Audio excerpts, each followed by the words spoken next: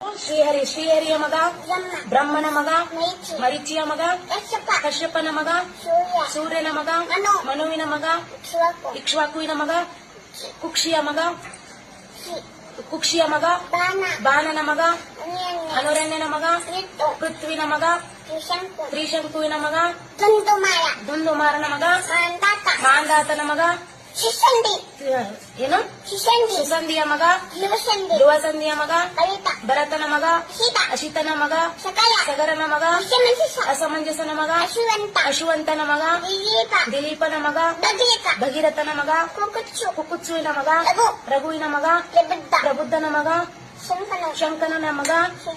ಸುದರ್ಶನನ ಮಗ, ಅಗ್ನಿವರ್ಣನ ಮಗ, ಶೀಘ್ರವೇದನ ಮಗ,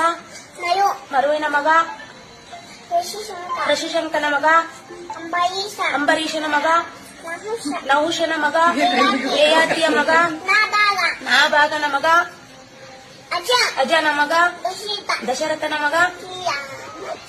ಶ್ರೀರಾಮಚಂದ್ರ ಪ್ರಭುವಿನ ಮಕ್ಕಳು. ಶ್ರೀರಾಮಚಂದ್ರನ ಮಕ್ಕಳು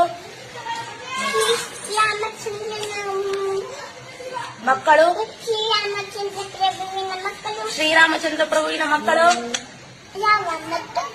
ಲವಕುಶರ ತಾಯಿ ಹೆಸರು